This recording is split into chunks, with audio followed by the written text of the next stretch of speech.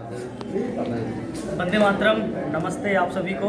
आज हम चिकित्सा क्रांति के इस अभियान में आ चुके हैं दिल्ली के चंद्रनगर नाम की जगह पे। चंद्रनगर आर्य समाज मंदिर चंद्रनगर नाम का छोटा सा जगह है दिल्ली में। वहाँ पे ये आर्य समाज मंदिर है। यहाँ पे हमारा चिकित्सा शिविर रखा गया है, जो कि तीसरी हमारी चिकित्सा क्रांति का ये अभियान है। तो अब यहाँ पे अभी थोड़ी देर पहले यज्ञ हुआ था, जो कि लगभग आधे से 1 घंटे तक यज्ञ चला था। तो यहाँ पे बड़ा अच्छा हमें लग रहा है पहली बार आकर के आर्य समाज मंदिर में। तो यहाँ पे आप कई सारी चीज़ें देख सकते हैं। तंजन भाई यहाँ पे दिखाएं कैसा तस्वीरें हैं। तो हम लोग को थोड़ी देर बाद हमें चिकित्सा परामर्श के लिए हम लोग बैठेंगे। अभी कुछ आयोजन चल रहा है जो कि हम देखेंगे, आप सामने भी हम दिखाएंगे आगे क्या है। तो सुनते तो हम सब लोग हैं खैर, लेकिन अनुसरण कितने कर पाते हैं हम सब जानते हैं। उन्होंने राजीव दीक्षित जी को सुनने के बाद सिर्फ अनुसरण ही नहीं किया, उन्हें सुना, अपने जीवन में ढाला और उसके बाद उसको लोगों की सेवा के लिए इस्तेमाल किया। आज गोविंद भाई जी स्वस्थ समृद्ध परिवार के से रसोई घर के हमारे जो मसाले हैं और जो घरेलू चिकित्सा है उसको बढ़ा रहे हैं। वो किसी पैथी को सपोर्ट नहीं कर रहे, उनका पर्पस सिर्फ यही है कि हम स्वस्थ कैसे रहें, बस यही उनका पर्पस है। इसी के लिए वो अपना प्रचार प्रसार कर रहे हैं। उनके व्हाट्सएप पे कई ग्रुप्स हैं और मैं भी जैसे जुड़ी हुई हूँ। तो राउंड द क्लॉक 24 आवर्स वो हमारे लिए अवेलेबल 24 आवर्स वो हमारे लिए अवेलेबल रहते हैं। तो आज हम स्वागत करते हैं भाई गोविंद जी का। कहें भाई जी कमीशन में स्वागत करेंगे। आदरणीय विनोद बजाज जी प्रधान आर्य समाज चंद्रनगर, उनका स्वागत करेंगे। बड़ी खुशी है, हमारा सौभाग्य है हमारे बीच में है ब्रह्मांड का प्रथम उदाहरण, ब्रह्मांड का आपकी रसोई चर्चा कर रही है।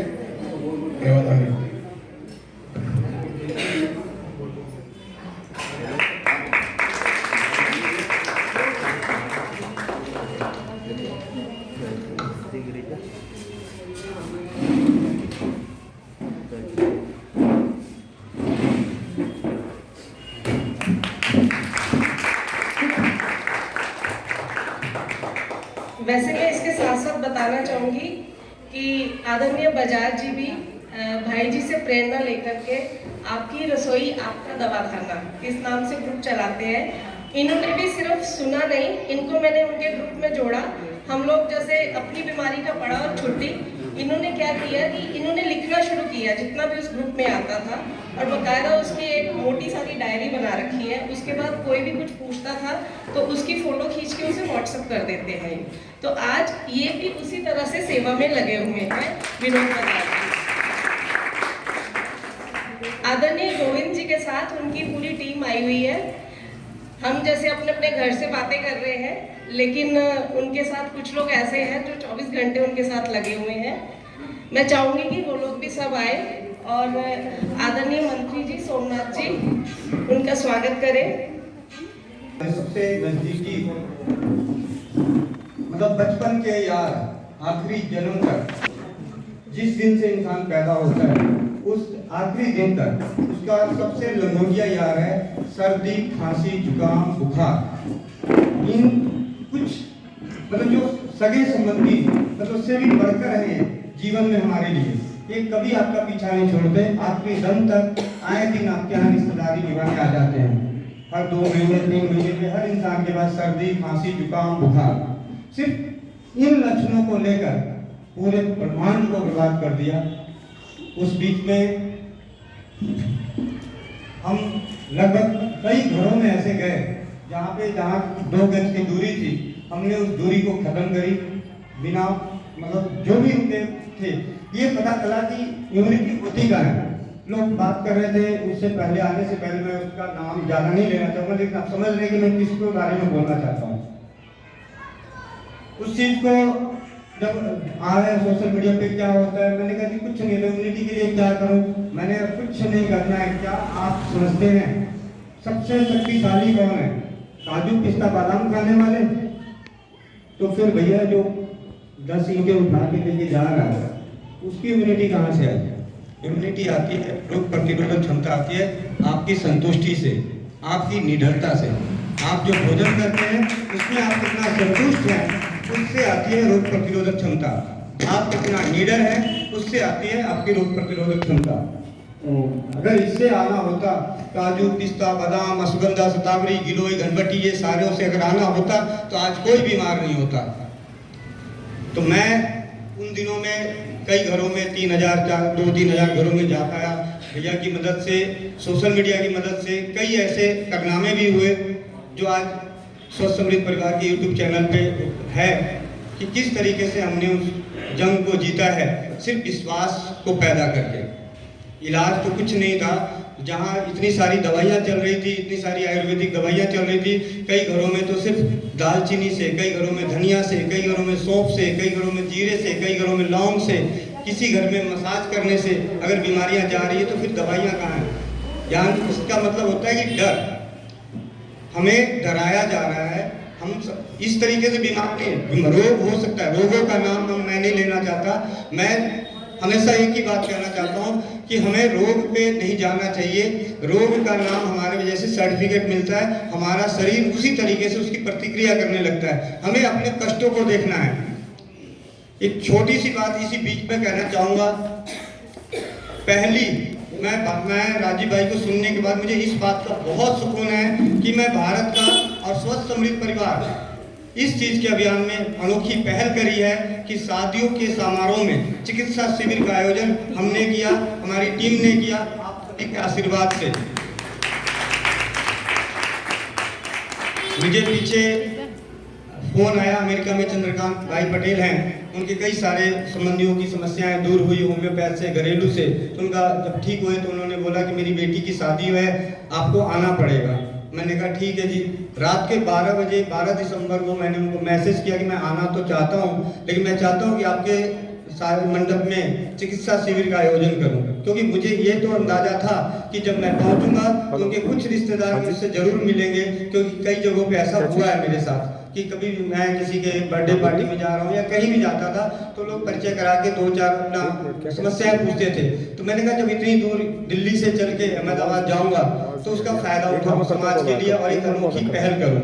मैंने उन्हें बोला और वो बिना सोचे समझे एक शब्द में बोले, भैया ये तो मेरे लिए बड़ा सौभाग्य की बात है कि पूरे ब्रह्मांड की पहली शादी होगी जहाँ पे चिकित्सा शिविर का आयोजन था गोलगप्पे के काउंटर से पहले। और मैं, भाई दीपक आर्य जी, अरुण आर्य जी, ये दोनों मेरे कंधे हैं जो पिछले 2018 में मेरे व्हाट्सएप समूह से जुड़े और उन्होंने इच्छा जाहिर करी कि भैया मुझे भी सीखनी है। मैंने कहा जो मुझे मालूम है वो मैं जरूर बताऊंगा और जो नहीं मालूम है वो मैं ढूंढ के लाऊंगा अपने स्तर से, जो भी मुझे प्रयास करूंगा। और इन लोगों ने उस चीज़ को बहुत अच्छे तरीके से किया।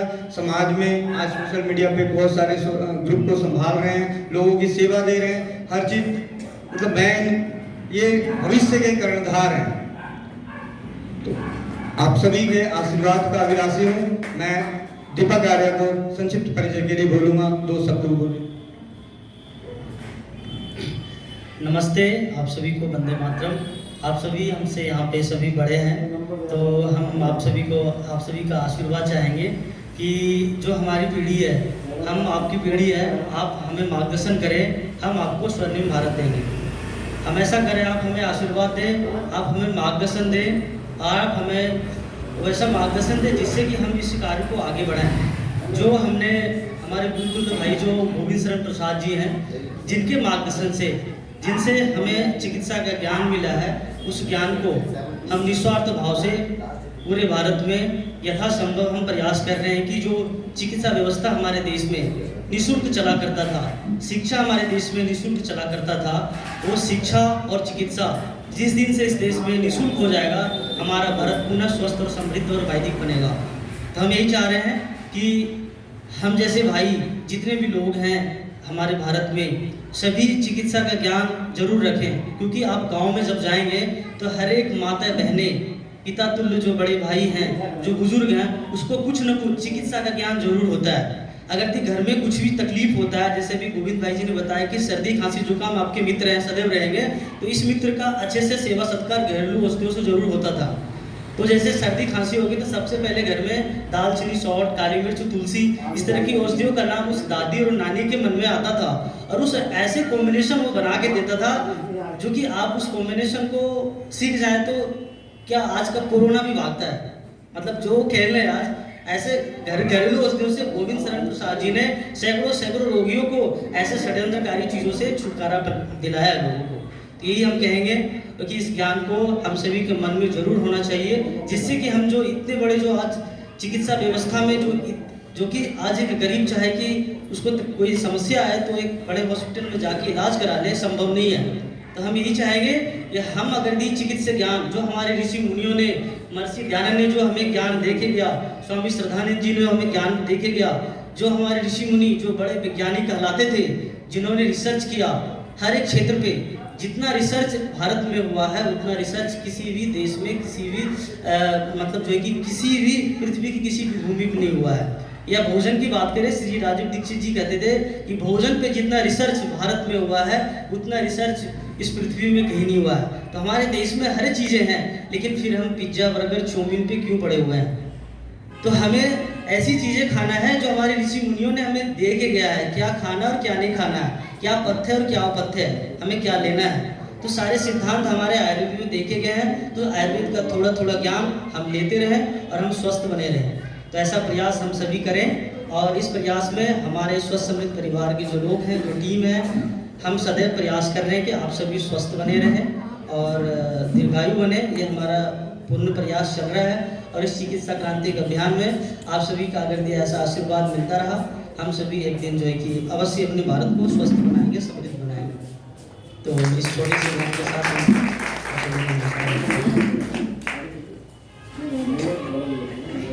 भाई अरुणा, मैं अरुण आर्य, आप सभी को नमस्ते, वंदे मातरम, दंडवत प्रणाम। मैं प्रेरणा से मैंने 2016 में सुना और उनके बाद मैंने अपने जीवन में मैंने भी अपना पिज़्ज़ा, बर्गर, बहुत सारे चीज़ मैंने खाते थे। तो जीवन का बदलाव जो हुआ वो राजीव दीक्षित जी को सुनने के बाद ही हुआ। उसी के दौरान मैंने चिकित्सा क्षेत्र का मैंने चिकित्सा क्षेत्र में जो मैं आया वो पहले तो हमारे आदरणीय दीपक आर्य जी हमारे मित्र हैं, उनके माध्यम से और उन्हीं के दौरान और उन्हीं के माध्यम से हमारे गुरुतुल्य भाई श्री गोविंद प्रसाद जी से बातचीत हुई और सोशल मीडिया के माध्यम से हमने ये ज्ञान अर्जित किया। और जो मैं आप सभी को सोशल मीडिया के माध्यम से स्वस्थ समृद्ध परिवार के जो जितने आते हैं वो बीमारी के, तो मैं आप लोगों से यही कहना चाहूँगा कि आप भी स्वस्थ रहे और राजीव दीक्षित जी को जीवन में सुने। और मैं इन्हीं शब्दों के साथ अपनी वाणी को विराम देता हूँ। वंदे मातरम, नमस्ते। जैसे ज्ञान तो जितना बांटो उतना बढ़ता है। तो कहते हैं कि जो कुछ निकला इन वेदों से निकला, सारा ज्ञान जो हुआ इन वेदों से गया। तो हमारा जो प्राचीन की बात करें तो कितना कुछ था कि वो धीरे धीरे मिटा दिया गया। तो कहते हैं कि जैसे दीवार टूट जाती है तो उसकी मरम्मत होगी, जो उसका रॉ मटेरियल है, सीमेंट, क्रेशर, रोड जो भी है, तो दीवार की मरम्मत उसी से होगी। और हमारा शरीर टूटता है तो जिन पंचभूतों से हमारा शरीर बना है उसी से हमारी बॉडी रिकवर भी होती है। ये इतनी बड़ी साइंस है, विज्ञान है, उस चीज को हम समझ ही नहीं पाए। तो हम अपने प्राचीन इतिहास की तरफ भी लौटे, अपने वेदों की तरफ भी लौटे, तो बहुत अकूत खजाना हमारे धरोहर, हमारे ऋषि मुनि हमारे लिए छोड़ के गए। गोविंद जी, मैं आप सभी से एक ही विनती करूंगा, क्योंकि मैंने जब राजीव भाई को सुना तो मुझे सबसे अच्छा लगा कि जब मैं लोगों को बताता था तो मुझे सबसे पहले जो मुझे दिक्कत आई अपने घर में बदलने में, क्योंकि मैं खुद को तो बदल लिया। मैंने पानी 1.5 घंटे बाद पीना शुरू कर दिया, खड़े होकर पानी पीना बंद कर दिया, ठंडा पानी बंद कर दिया, बाहर खाना खाना बंद कर दिया। लेकिन अपने घर का कुकर, चीनी, मैदा, चीनी, सफ़ेद नमक, इसको निकालने में मुझे बहुत समय लगा, क्योंकि वो गृह मंत्रालय के हाथ में था।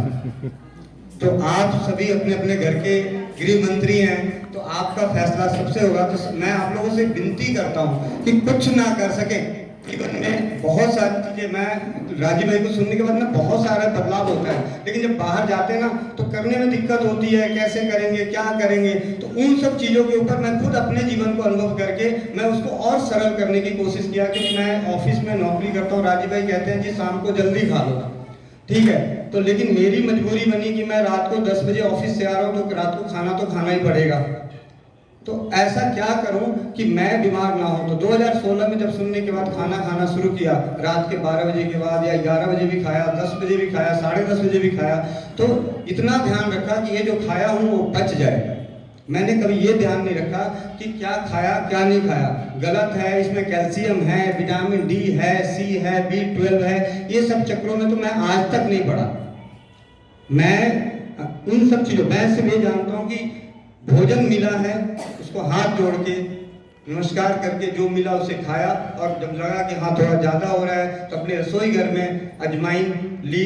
मतलब जो भी चीज़ें राजीव भाई ने बताए थे, उनके व्याख्यानों को सुनने के बाद एक चीज़ समझ में आई थी कि अभी बहुत कुछ है सीखने को। उन्होंने सिर्फ एक अजवाइन, जीरा, मेथी की 4 बातें बताई और साथ में बोल दिया किताबें हैं। तो मैंने अध्ययन करना शुरू किया। मैं फिर अपनी नानी को, मेरी जो अभी नानी 80, 90, 92, 91 साल की हैं, उनके जीवन को मैं खुद ही, जरूरी नहीं कि मैं रोज उनसे बात करता हूँ, लेकिन मैं हर पल यही सोचता हूँ कि जब कोई एक्सीडेंटल केस आता है, कहते हैं जी मेरी हड्डियाँ टूट गई है, मैंने कहा मेरी नानी की 12 बार टूटी है, उन्होंने तो आज तक कभी रॉड नहीं डलवाया।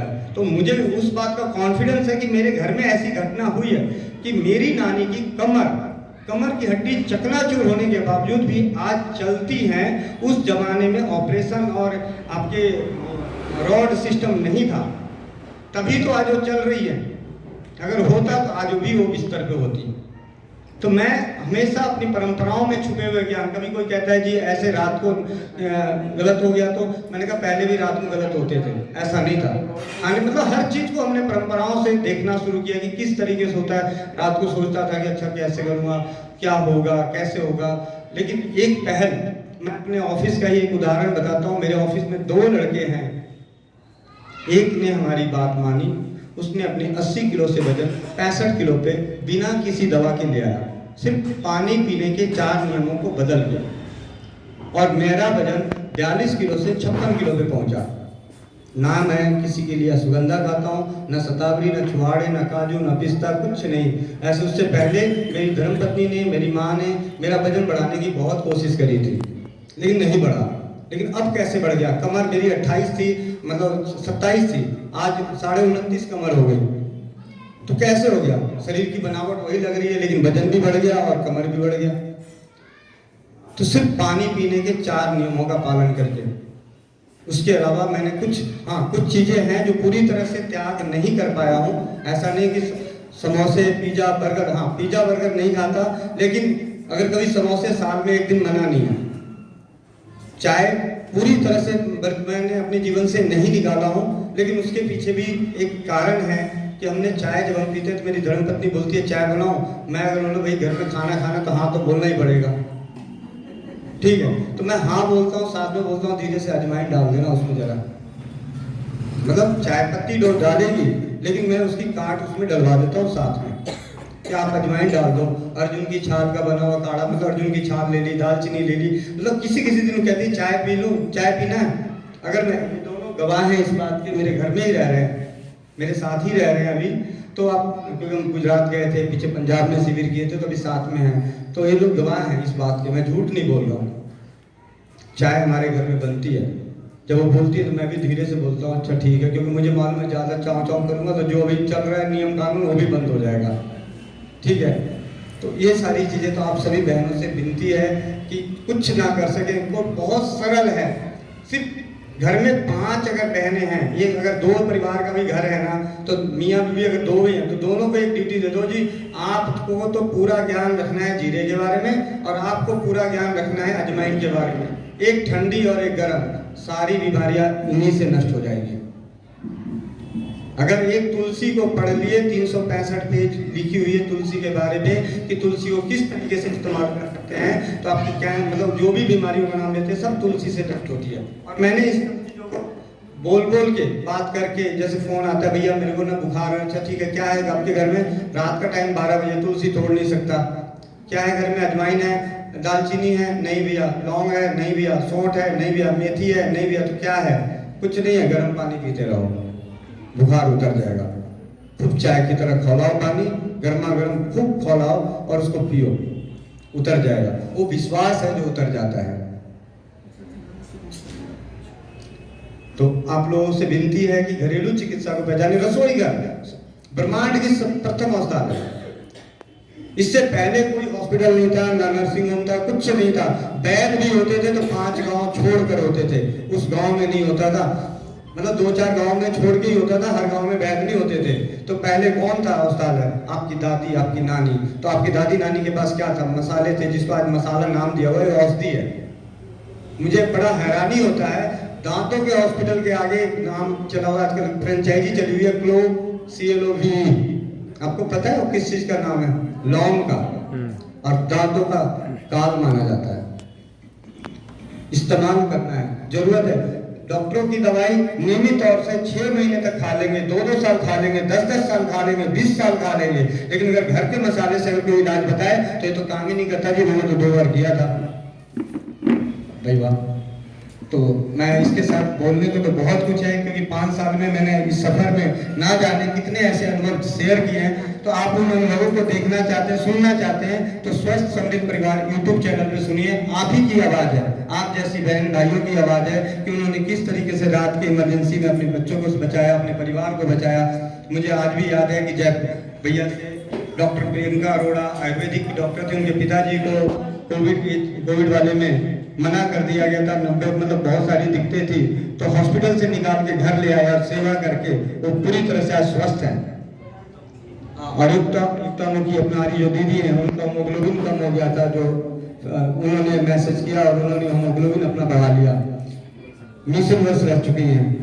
तो ऐसे सारे सवाल। नीलम अग्रवाल, आप अगर जानना ही चाहते हैं कि नीलम अग्रवाल कौन हस्ती है, तो आप फेसबुक पे चले जाइएगा। जब उन्होंने तो मेरे को फोन किया, आशीष आर्या जी ने नंबर दिया है आपको, मैंने कहा हाँ जी दीदी बताइए। कह रहे हैं जी मेरे को ना दुबई से मेरे घुटनों में दर्द है और मेरे को इंजेक्शन लगता है। मैंने कहा कोई बात नहीं, काम कीजिए, लहसुन उबाल के पीजिए। और उन्होंने लहसुन को पिया, 5-7 दिन बाद फोन आया, मेरा वो इंजेक्शन लगाने का नौबत अब खत्म हो चुकी है। और मैंने कहा दीदी आप ना अपना फीडबैक दीजिए। उन्होंने फीडबैक दिया, कह रहे आप मुझे ना फेसबुक पे देख सकते हो। मैंने उनका नाम सर्च किया, मैंने उनकी गाड़ियां देख के हैरान हो गया। रॉयल सराय उनके घर में थी, और वो यहाँ की किसी पॉलिटिकल पार्टी की बहुत बड़ी लीडर भी रह चुकी हैं। समस्त भारतीय पार्टी बनाई हुई, लुधियाना से बिलोंग करती हैं। तो दुबई के अंदर वो सारी गल्फ कंट्री में उनका बेकरी का जो जितने भी प्रोडक्ट हैं उनका वो अपना कारोबार है, और ईश्वर की कृपा से उनका 10,000 करोड़ का एसेट है। तो उन्होंने भी इस आयुर्वेद में विश्वास जताया। तो ये अच्छी बात है कि कम से कम भारतीय अपनी जड़ों की तरफ लौट रहे हैं। इस तरीके से कई सारे हैं बहुत। अभी हम शादी के समारोह करके आए हैं, इंग्लैंड से फोन आया कि भैया जी अगर मेरी बेटी की शादी और बेटे की शादी हम इंग्लैंड में करेंगे तो आप क्या चिकित्सा शिविर लगाने आएंगे? मैंने कहा जी जरूर, आप ट्रांसलेटर तैयार रखना, बस हम तो ठहरे भारतीय, हम तो हिंदी ही बोलेंगे। तो इस तरीके से मैं अपनी भाषा को विराम देता हूँ। हाँ जी, हाँ वो मैं बताऊँ, वो सारी चीजें बताऊँ। पानी के नियम के 4 तरीके। मैं तो कहूँगा कि मेरे आवाज से ज्यादा अच्छा आप ये भाई राजीव दीक्षित जी की आवाज में सुनेंगे तो दिल में बैठेगा, दिमाग में बैठेगा, सपने में भी नहीं आप खड़े होकर पानी पीना। क्योंकि उनकी आवाज में ऐसा जादू था कि मुझे मजबूर कर दिया उस बातों को पालन करने के लिए। फिर भी मैं संक्षेप में बताता हूँ। खाना खाने के 1.5 घंटे बाद पानी पीना चाहिए, 1 घंटे बाद पानी पीना चाहिए, और भोजन ठंडा पानी आप हमारे शरीर का टेम्परेचर 37 डिग्री या अर्थात आप 20-22 डिग्री से ज़्यादा ठंडा पानी नहीं पी सकते। उससे ज़्यादा ठंडा पानी पिएंगे तो राजीव भाई ने बता रखा है कि जैसे हम तवे पे पानी डालते हैं छन छन छन करता है, तो अंदर का टेम्परेचर 37 डिग्री है और आप उसको 5 डिग्री का पानी डालेंगे तो सारी मांसपेशियां सिकुड़नी शुरू होगी और वो अपने आप को बचाने के लिए पूरे शरीर का ब्लड और अपने आप वापस लेगा। तो आपको सनसनाहट लगती है तो आप सोचते हो ठंडा ठंडा चिल लग रहा है, नहीं, वो आपका वहाँ से खून गायब होता है। तो आप कभी भी देखोगे कि ब्लड सर्कुलेशन कम होता है तो ठंडपन बढ़ जाती है आपके शरीर में, मतलब गर्मी कम होती है तो आपको ठंडा ज़्यादा लगता है। तो अगर शरीर ठंडा हो गया तो आपके सगे संबंधी जिनको आपने पैदा किया, जिन्होंने आपको पैदा किया, वो भी आपको कहेंगे शरीर ठंडा हो गया, जल्दी इसको ले जाओ यहाँ से। 1 घंटा 10 मिनट 15 मिनट रोएगी, पकड़ के रोएगी, उसके बाद कहेगी शरीर ठंडा हो गया। ठंडे शरीर की कोई कीमत नहीं है, तो ठंडा ना होने दे शरीर को। और मैं बहुत दुख होता है कि जब भी मैं किसी को बोलता हूँ सौंठ ले लो, लहसुन ले लो, ये सारी चीजें, तो एक ही सवाल आता है, एक गरम है, एक गरम है। भाई एलोपैथी की दवाइयाँ, आयुर्वेद की दवाइयाँ, दूसरी दवाइयों के लिए क्यों नहीं पूछते भाई ये गरम है कि ठंडा है? घर के मसालों के लिए क्यों पूछते हो? क्योंकि इसमें पैसे नहीं लगते, इसलिए। कोई गर्मी नहीं होती, गर्मी होती है अति में। सबसे ज्यादा गर्मी तो अपने जून के महीने में होती है, तब क्या करते हो? तब भी लोग यही रहते हैं, उस गर्मी को कैसे शांत करते हैं? अगर आपने 2 चुटकी अजवाइन, 2 चुटकी सौंठ खा लोगे तो क्या हो जाएगा? ज्यादा गर्मी हो जाएगी, पता चल गया ये गर्मी कर रहा है, छोड़ दो, तो दूसरी चीज ले लेना। लेकिन करो तो सही, मन में पहले ही नकारात्मक क्यों लाते हैं? तो पानी बैठ के पीना चाहिए, 1-1.5 घंटे बाद पानी पीना चाहिए। सुबह उठते ही अपनी शुरुआत कीजिए आधे गिलास से और उसको लेकर जाइए 1.25 लीटर तक, और वो पानी को हल्का गुनगुना करके पिए तो बहुत बढ़िया। और इस तरीके से उस पानी को पिया जाए, उकड़ू बैठ के सुबह का पानी, तो किसी भी तरह की आपको कब्जनाशक दवाओं की जरूरत नहीं पड़ेगी। जिनको नहीं बैठा जाता वो सारे बैठेंगे, ऐसी की भी व्यवस्था है। जैसे हमें उकड़ू बैठना है, आप नहीं बैठ सकते तो इसके बीच में तकिया फंसा लें, जितना आप बैठ सकते हो उतने तक तकिया फंसा लें। नहीं बैठना तो कमजोर है, वो लगना है। तो कहने का मतलब है कि जुगाड़ तो करना ही पड़ेगा। तो वज्रासन में बैठना चाहिए। वज्रासन बैठने में जिसको भी दिक्कत है, जितनी दिक्कत है, आप बीच में अपना तकिया डालते रहे। इतने में दिक्कत है, इतने में दिक्कत, इतना तो रह सकते हो, इतना तो रह सकते हो, कुछ तो नीचे की फ्लो जाएगा। करना जरूरी है, जरूरत है शुरुआत करने की। मैं उमेश चंद्र जी हैं मुंबई से, बहुत बड़े बिजनेसमैन, उनका कार्गो गार्ड का कम से कम 5000 से ज्यादा ट्रांसपोर्टेशन गाड़ियां चलती है छोटी। तो उनको घुटनों में प्रॉब्लम थी, मैंने उनको बोला जी वज्रासन में बैठो, कह रहे जी अच्छा ठीक है कर लिया, बैठ जाता हूँ। बैठ गए, उनका दर्द उठ गया, कह रहे जी भैया बैठते तो मेरी तो हालत खराब हो गई, मेरा तो बहुत दिक्कत है। मैंने कहा चिंता ना करो, नियमित रखो, 2-2 मिनट करके आप रखो। 7 दिन किया वो दर्द ही गायब हो गया। पहले दिन करने में दिक्कत आएगी, लेकिन हाँ ध्यान रहे कि अगर पहले दिन दिक्कत आई तो 1 मिनट बाद ही छोड़ दीजिए, 2 मिनट बाद छोड़िए, लेकिन कोशिश करिए धीरे धीरे। आप पानी के 4 नियम है। सुबह उठते ही पानी पीना है, ठंडा पानी नहीं पीना है, पानी हमेशा बैठ के पीना है, भोजन के 1.5 घंटे बाद पीना है। बस पानी के 4 नियम। बाकी कुछ गलतियां करें कोई दिक्कत नहीं। मैं सबको कहता हूँ कि सबसे ज्यादा अपने अंदर से डर को हटाएं, लीडर बने।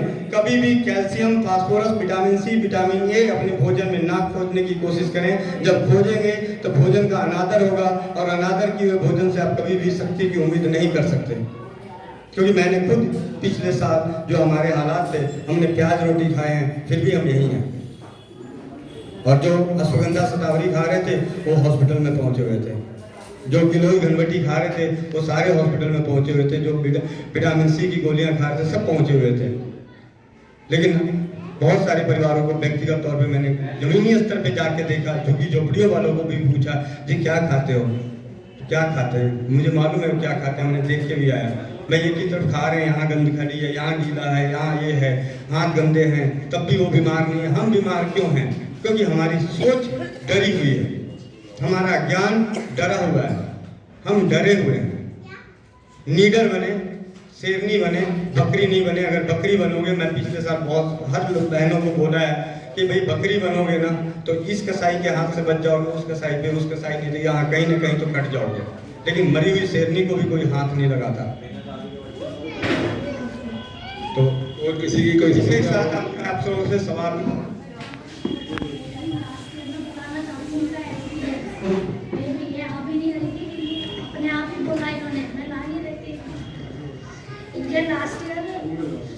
फीवर आ रहा था, उतर ही नहीं रहा। मैंने आपसे भी फ़ोन करा था उस समय, तो आपने बोला कि अदरक, दालचीनी और 6 मुनक्का 4 बार देना है।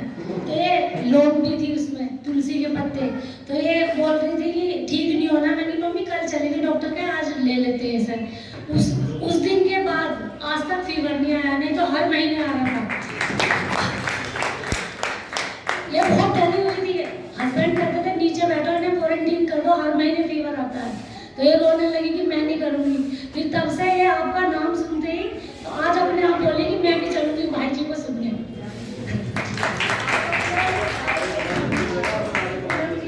एक्चुअली ऐसा है, बहुत सारे लोग ऐसे हैं यहाँ पे जो भाई जी से जुड़े हुए हैं, लेकिन फोन पे ही बात होती है। तो भाई जी आपसे तो बात मेरी होती रहती है। आपको मैं इतना फॉलो करती हूँ, जैसे भाई जी बजाज साहब ने डायरी बना रखी है, ऐसे मैं पूरे दिन लिखती रहती हूँ, सुनती हूँ, लिखती हूँ। मेरे हस्बैंड बोलते हैं कुछ नहीं होने वाला ऐसे। भी मैंने उन्हें पढ़ाया तो कहने लगे ठीक है, जो मर्जी है करते रहो, फिर छपवा देंगे तेरी बुक भी, ऐसे बोले।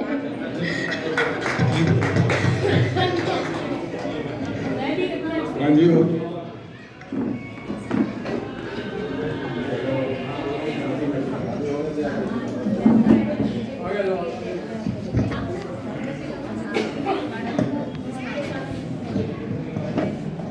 मैं भी अपना एक्सपीरियंस शेयर करना चाहती हूँ।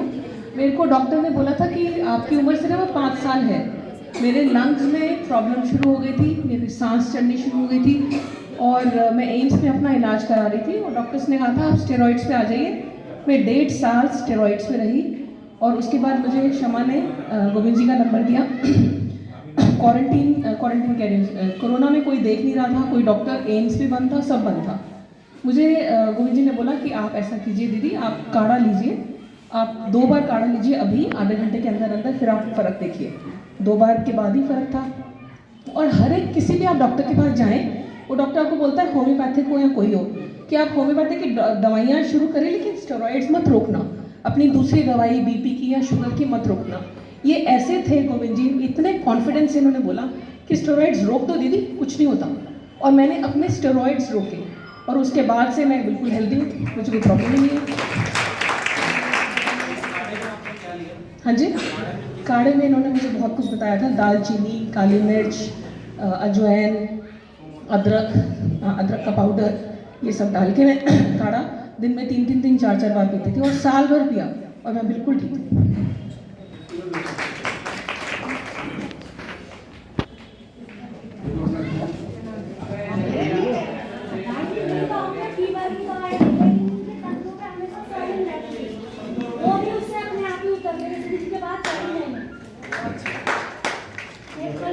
ऐसा है कि मुझे थोड़ा सा ना गैस की प्रॉब्लम ऐसा है कि सारा दिन कुछ नहीं होता मुझे।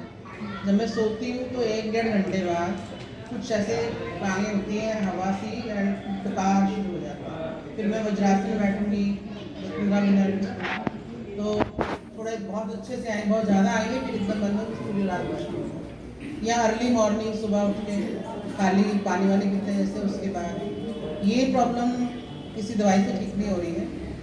वही 4 चीज़ें जो है, धनिया, साबुत और सौंफ और अजवाइन और जीरा, इसका बना के उससे फ़र्क तो पड़ा लेकिन बिल्कुल ठीक अभी नहीं है। और कुछ है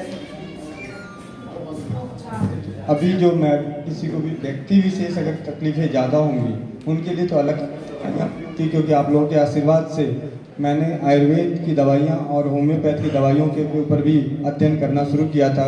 उस वक्त एक छोटी सी बता के, क्योंकि मैं जब सोशल मीडिया पे इस काम को करना शुरू किया था तो सबसे पहली समस्या ये आती थी कि लोगों के घर में तो कई घरों में तो मसाले ही नहीं होते थे। और मेरे साथ उस वक्त जुड़ने वाले सारे फेसबुक से आए हुए थे लोग थे, तो कोई आईटी सेक्टर से है, कोई कहीं से, कोई कहीं से है, लेकिन मुझे तो अपना अभियान करना था। तो मैंने उनकी खातिर थोड़ा सा सरल करने के लिए कि वो एलोपैथी से बचें, तो उन्हीं बीच में मैं राजीव भाई की आवाज़ से हमेशा होम्योपैथ सुनता था। तो मैंने होम्योपैथ खुद ही पढ़नी शुरू करी और उसमें डॉक्टर वेद प्रकाश जी का बहुत अच्छा योगदान रहा कि उन्होंने 1 साल तक रोज मुझे 1 घंटे फ़ोन पे, मोबाइल पे 1 घंटे रोज होम्योपैथ के बारे में बताते थे, दवाइयों के बारे में बताते थे। और आप लोगों के आशीर्वाद से होम्योपैथ का मैं कह तो नहीं सकता कि ज्ञाता हूँ, लेकिन आप लोगों के लिए कुछ न कुछ आप लोगों के आशीर्वाद से ही दवाइयाँ जरूर ढूंढ लेता हूँ और वो दवाइयाँ काम करती हैं। तो अब गैस के लिए सर्वसाधारण सबसे पहले कि जिन्हें भी गैस की समस्या होती है, तो सबसे पहले अपने भोजन जो कर रहे हैं उसकी अपनी मात्रा कम कर दें। जितना आप कर रहे हैं, अगर आप 2 रोटी खा रहे हैं ना, तो थोड़ा सा कम कर दें और उसके बाद थोड़ी देर बाद जो आपको पसंद है, अजवाइन, सौंफ, जीरा, जो भी चीज़ें आपको पसंद है, किसी को जीरा के मतलब अजवाइन नहीं पसंद है, कड़वा लगता है, वो जीरा ले लें। किसी को जीरा नहीं पसंद है, सौंफ ले लें, हल्का सेका हुआ, उसमें काला नमक या मिश्री। अब काला नमक कौन लेगा और मिश्री कौन लेगा, ये फर्क पड़ने वाली बात है कि कौन लेगा नहीं लेगा, लेकिन मैं भी सब बताता हूँ कि जिसको जो पसंद है उसके हिसाब से लें, नियमित रूप से कर लें, आपकी ये समस्या ठीक हो जाएगी सर्वसाधारण गैस की समस्याओं में। लेकिन अगर नहीं ठीक होती है तो व्यक्ति विशेष में आपकी प्रकृति को देख के, आपकी दिनचर्या को देख के जो होम्योपैथ की दवाइयाँ या आयुर्वेद की कुछ औषधियाँ, उन्हीं घरेलू औषधियों से बनने वाले मिक्सचर, दादी नानी के हिसाब से मैं बताऊं कि मुझे आज भी याद है बचपन की वो बात कि मेरी नानी के यहाँ नींबू का ऐसा अचार होता था जो देखने में काला लगता था, लेकिन आज पता चला कि वो काला नहीं था, वो गैस का सबसे बड़ा काल था, पेट दर्द का सबसे बड़ा काल था। जो मर्जी खा के आओ हजम हो जाता था और उस अचार को बनाने के लिए कोई मेहनत नहीं लगती। कांच के शीशी में नींबू और नमक डाल के छोड़ दो, 2 साल बाद काला नजर आता है।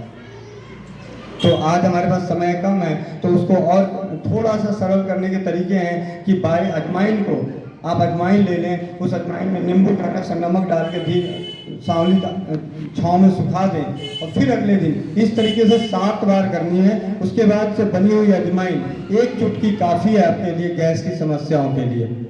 इसके बाद भी कोई रह जाती है तो आप अपने नज़दीक के होम्योपैथ चिकित्सक से या मतलब जरूरी, मैं आपको बताऊँ मेरा पर्पस है कि हम उन पैथियों की तरफ लौट चले जहाँ पे हमारा स्वास्थ्य खर्च कम है और शरीर के दुष्प्रभाव होने के खतरे कम हैं।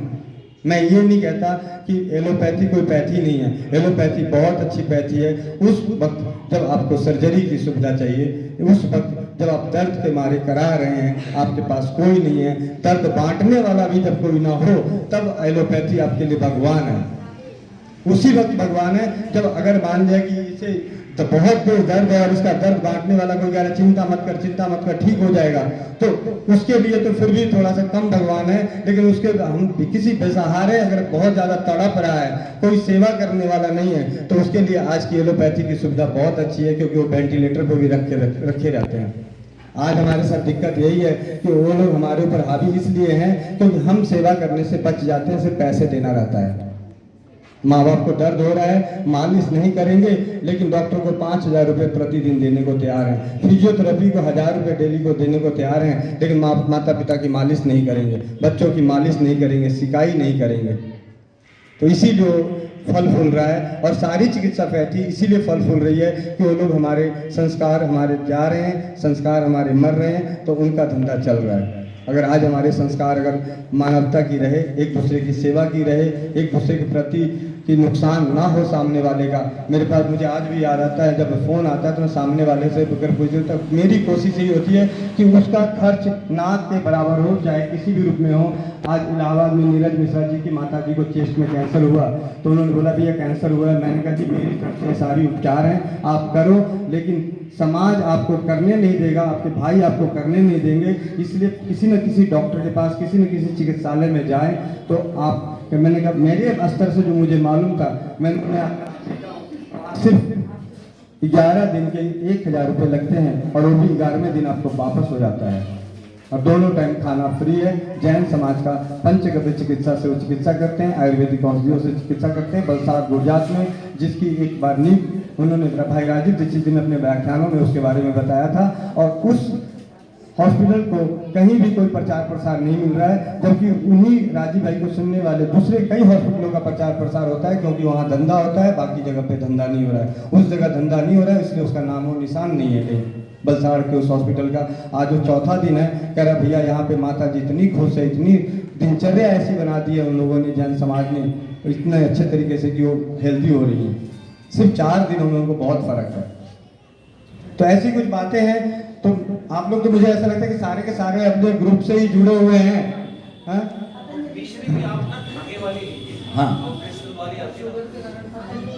शुगर कहाँ होती है, शुगर कहाँ होती है आप मेरे को बताइए। बहुत सारे आते हैं वैरायटी, प्योर काला नमक आपको मिलता है, वो ईरान वाले सेना नमक मिलता है, प्योर सेना नमक ही मिलता है। ये भी सेना नमक की कई वैरायटी आती है, प्योर मिल नहीं पाता। हाँ जी बोलिए। मेरी समस्या नहीं है, मैं तो सिर्फ अपना अनुभव शेयर करना चाह रही हूँ। सामान्य मंच पर उपस्थित गोविंद भाई जी और उनके साथीगण और प्रधान जी जिन्होंने मुझे साहिल समाज का ट्रस्टी भी बनाया, मैं हृदय से उनका आभार प्रकट करती हूँ। मैं अपना थोड़ा सा अनुभव शेयर करूँगी। हालांकि मैं इस समाज में पहले भी आती थी, अभी मैं जुड़ी हुई हूँ। तो मैं ये कहना चाहूँगी कि मैं इनके ग्रुप से भले ही नहीं जुड़ी हुई, लेकिन फिर भी मैं इन बातों से पहले से ही विदित हूँ। ठीक है, किस तरह से पानी पीना चाहिए, ये सब बातें बहुत अच्छी हैं और इनको फॉलो हम सबको करना भी चाहिए। और जिन्होंने अभी तक नहीं किया वो अब शुरू कर रहे हैं, अपने जीवन को स्वस्थ बनाना चाहते हैं, आगे का जीवन भविष्य उनका अपना, अपनी पीढ़ी का, अपने बच्चों का। तो आयुर्वेद को फॉलो करने के साथ साथ योग को भी फॉलो करें। बिल्कुल। मैं सबसे अनुरोध करूंगी कि आयुर्वेद और योग ही जीवन है। आयुर्वेदम शरणम गच्छामि, योगम शरणम गच्छामि, निसर्गम शरणम गच्छामि, कि हम प्रकृति की ओर लौटे, आयुर्वेद की ओर लौटे, योगा की ओर लौटे और उससे भी ज्यादा वेदों की ओर चले। वेदों की ओर लौटे, वही जीवन है, वहीं से सब कुछ आपको प्राप्त होगा। और इन्हीं बातों के साथ इसे धन्यवाद करते हुए कि सभी इस बातों का अनुसरण करेंगे। धन्यवाद। योग के बारे में जो आजकल भ्रांति फैली हुई है ना, तो उस भ्रांति को भी हमें दूर कर लेना चाहिए। आप पतंजल ऋषि के जो 4 प्राणायाम है ना ओरिजिनल, अनुलोम विलोम, इनको छोड़ दें। जो हमें जो ओरिजिनल जो बेसिक वो प्राणायाम है, बाह्य प्राणायाम आभ्यंतर स्तंभवृत्ति और बाह्य अभ्यंतर आक्षेपी। तो चौथा तो अभी किसी एक्सपर्ट के सुपरविजन में करना चाहिए। तो आप पहले 2 भी कर लेंगे ना ये प्राणायाम, प्राणायाम, तो उससे भी आप काफ़ी कुछ अपनी डिजीज को क्योर कर पाएंगे। तो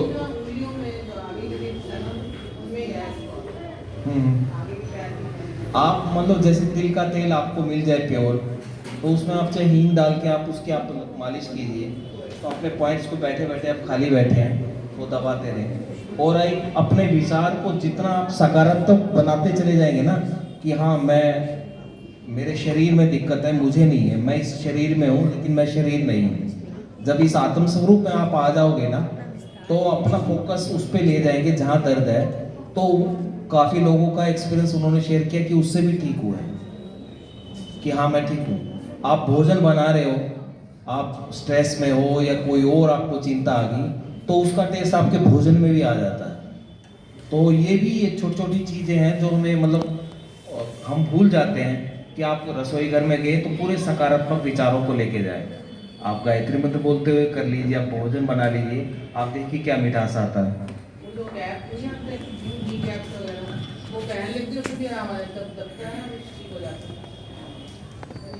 भाई जी नमस्कार। मेरी भी प्रॉब्लम घुटनों की है, मेरे को टांगों में बहुत ही ज़्यादा प्रॉब्लम है चलने फिरने में। अगर बैठ जाती हूँ तो उठा नहीं जाता। कहते हैं ये जेनेटिक बीमारी होती है कि ठीक नहीं हो सकती है। लहसुन मैं खाती हूँ, पर लहसुन का प्रयोग फिर से बता दीजिए कि कैसे करना चाहिए। सुबह सौंठ पानी में भिगो देती हूँ, उसको खाती हूँ, उसका पानी भी पीती हूँ। अखरोट भी भिगोती हूँ, उसका पानी भी पीती हूँ, और भी थोड़ी आयुर्वेदिक दवाइयाँ लेती हूँ। मैं भी दर्द की बात करता हूँ क्योंकि मुझे देख के बड़ा ताजुब हो रहा था कि जब यज्ञ हो रहा था तो सारे लोग को थोड़ा पोजीशन था, वो पता चल रहा था कि सारे के सारे दर्द से पीड़ित हैं, इनके घुटने सही से मुड़ते नहीं हैं। तो जो भी है मतलब एक स्टूल पे बैठे हुए थे, पालथी मार के नहीं बैठे हुए, तो उससे आइडिया लगा। आज सिर्फ दर्द की बात करता हूँ, और ये मौसम जो है ना, सर्दी का मौसम, इस मौसम में तो दर्द बड़ी जल्दी आती है और इसी वक्त याद आता है। तो मैं इसमें जो सबसे सरल, बिना किसी दुष्प्रभाव के जिस औषधि ने इस काबिल हमें बनाया, वो अपने राजीव भाई के मुख से निकली हुई 3 औषधि, हल्दी, मेथी, सौंठ, ये तीनों बराबर मात्रा का बारीक पाउडर, इसकी अपनी पाचन शक्ति, अपनी प्रकृति को देखते हुए आधा चम्मच से लेके 1 चम्मच तक दूध और पानी दोनों बराबर मात्रा में मिला के डाल के दूध बचने तक उबाल के अगर इसको लिया जाए तो दर्द चला जाता है पूरी तरह से। क्योंकि अगर 2.5 किलो का अगर एक ताला किसी के पैर पे गिरे अलमारी के ऊपर से, 6 फीट 7 फीट की अलमारी के ऊपर से, तो उसके पैर का क्या हाल हुआ होगा और उसका कैसा दर्द हो रहा होगा। सिर्फ 4 बार लगातार पीने मात्र से वो दर्द खत्म हो गया था। तो जब ये दर्द खत्म हो सकता है तो कैसे कैसे दर्द खत्म होंगे। उन्हीं में से कल बात हुई रही थी, सुरुचि दीदी हैं मेट्रो में HR डिपार्टमेंट में, उनका फ़ोन आया, बेटी के लिए फ़ोन आया, तो मैंने कहा दीदी आपके दर्द का क्या हाल चाल है। कह रहे भैया दर्द होता तो आपसे पूछती नहीं, मैं तो सिर्फ यही एक टाइम दूध, वो आप हल्दी वाला, हल्दी मेथी सोट वाला ही मैजिक जैसा काम कर रहा है, वही ले रही हूँ। क्योंकि और उस बहन के बारे में बताऊं कि इसी एलोपैथी ने उनकी पहली डिलीवरी के बाद बोल दिया था कि आप दूसरा बच्चा नहीं कर सकती क्योंकि आप गठिया की पेशेंट बन चुकी हैं। अगर आप करती हैं तो आपके लिए और बच्चे के लिए, आपके भविष्य के लिए खतरनाक है। और पिछले साल 22 नवंबर को उन्होंने एक बच्चे को जन्म दिया, वो भी नॉर्मल डिलीवरी से, और वो डॉक्टर भी हैरान है अपने दांतों के नीचे। तो सिर्फ रसोई घर की बदौलत और कुछ होम्योपैथ की दवाइयाँ उन्हें चलाई गई थी। तो हल्दी मेथी सोट का इतना बेहतरीन, क्योंकि राजीव भाई ने बताया था, तो हमें क्या है, मैं आपको बताऊं, हम लोग करेंगे, सारे करेंगे, 2 दिन करेंगे, 4 दिन करेंगे, 5 दिन करेंगे, 10 दिन, 15 दिन, 20 दिन, 25 दिन, महीना, 2 महीना, 1 दिन छोड़ देंगे, लेकिन डॉक्टर की दवाई कभी नहीं छोड़ेंगे। अगर 3 टाइम बोला है तो मिक्स नहीं होना चाहिए, चाहे बीवी बहू से झगड़ा हो जाए, पति से झगड़ा हो जाए, मेरी दवाई पहले खत्म होने। मैंने ऐसे घर में भी गया हूँ जहाँ पे दवा 3 दिन की पड़ी है, फिर भी बेटे को बहुत पहले से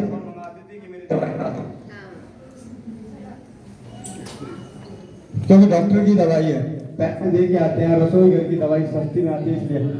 तो मैं ये कह रहा हूँ कि ये सारी चीजें कीजिए। आप मेरी बात सुनिए। और आप लोगों को बताऊँ कि हमारे एक लाल तेल, दर्द निवारक तेल बनता है, समा दीदी भी बनाती हैं ग्रुप को देख के और अपने अनुभवों से ही, और उनके पास इसका अनुभव भी है, पीछे भी वो बीमार हुई थी। तो मैं चाहता हूँ कि उस तेल के बारे में वो खुद ही बताएं, क्योंकि मैंने उनकी इंस्टाग्राम की साइट पर भी देखा जब कि उनको फीडबैक मिले कि आपका तेल बहुत अच्छा काम कर रहा है। वो आपका नहीं, आप सबका तेल है, आप सब बना सकते हैं, और जो नहीं बना सकते आप उनसे ज़रूर ले सकते हैं। मैं दीदी से कहूँगा कि उस तेल के बारे में खुद ही बताएं तो ज़्यादा अच्छा लगेगा, क्योंकि मुझे तो मालूम है कि कितने मैजिकल तेल है। और कल रात को इन्होंने बनाया है। भाई जी मेरे से अच्छा तो आप बता सकते हैं, क्योंकि भाई जी के निर्देशन में मैंने वो तेल बताया है। बहुत सारी औषधियाँ और रसोई के मसाले ही उसमें डले हैं। बनने में टाइम ज़रूर लगता है, मेहनत ज़रूर लगती है। तो आप लोग भी अगर अपने घर पे बना सकते हैं तो ज़रूर बनाएं। सरसों का तेल, लहसुन छीलने में मेहनत लगती है, क्योंकि आधा किलो लहसुन छीलना पड़ता है, साफ़ करना पड़ता है। मेथी दाना, अजवाइन, कपूर, अजवाइन सत, पुदीना सत और सरसों के फूल, सौंठ पाउडर, तेज़पत्ता, जायफल, लौंग, दालचीनी, और शायद कुछ भूल रही हूँ तो याद नहीं, क्योंकि हाँ मेथी दाना, हाँ भाई जी ने जो बता रखा है वो डालती हूँ। और रतन जोड़ डलती है, तारपीन का तेल डलता है लाल तेल के लिए। तो इन सब चीज़ों को बहुत धीमी आंच पे, बहुत ही धीमी आंच पे मैं बीच बीच में ठंडा करती रहती हूँ उसे, पानी का छट्टा देके या वैसे ही ठंडा करती हूँ। लोहे की कढ़ाई में आप बनाइए, और ये सर्दियों में हर घर में ज़रूर होना चाहिए, क्योंकि दर्द का ये दुश्मन है। तो मैं पहले अपने लिए बनाती थी, अब बहुत सारी जैसे ग्रुप में ही जिनको जोड़ा था वो कहते थे ये कहाँ से मिलेगा, तो उनको बना के देना शुरू किया है। अगर आप नहीं घर पे बना सकते तो आप ले सकते हैं।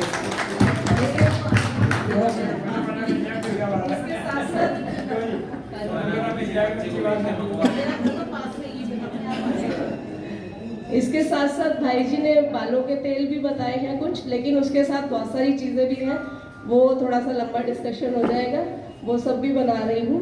हमारी एक और बहन बैठी हुई है रूपिका जी, ये च्यवनप्राश बना रही हैं घर पे। ये थोड़ी ज़्यादा मेहनती है, मैं थोड़ी कम मेहनती हूँ। और इसके साथ साथ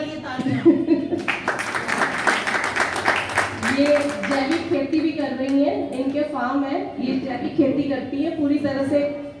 ये हाँ, ये गोविंद जी के साथ ही मिलकर के हम लोगों को ये प्रेरणा मिली कि हमें कुछ ना कुछ करना चाहिए। हमारे खेत में भी आए हैं, इन्होंने बताया है कैसे करना है, कैसे करना चाहिए। इनके हस्बैंड जो है बॉम्बे IIT से है और इनका सोलर बिजनेस था, लेकिन इन्होंने प्रेरणा लेकर के ऑर्गेनिक खेती की तरफ ये छोड़ गए हैं पूरी तरह से। धन्यवाद।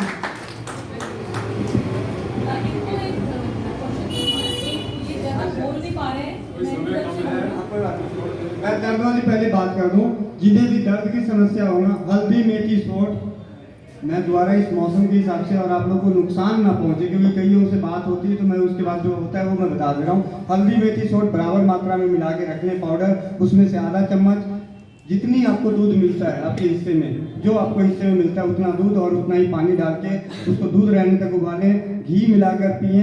आपको दर्द की समस्या पूरी तरह से जाएगी। और साथ में तेल की मालिश करें। अगर बहुत ज़्यादा दर्द में दर्द हो तो तेल की मालिश करके हल्का मतलब गुनगुना करके उससे मालिश करें और उसके बाद गर्म पट्टी बांध लें, क्योंकि दर्द हमेशा ठंड की वजह से बढ़ता है। गर्मियों में दर्द किसी को नहीं होता, सर्दियों में ही दर्द होता है सबसे ज़्यादा। या तो चोट का दर्द होता है या ठंड का दर्द होता है, दर्द और कोई नहीं होता। या नसों में ब्लड सर्कुलेशन की तो आप इसके लिए आप भी यही इस्तेमाल कर सकती हैं। अगर इसके साथ साथ होम्योपैथ में इपोटोरियम 200 नाम की दवा अगर आप इस्तेमाल कर लें तो आपकी समस्या दूर हो जाएगी।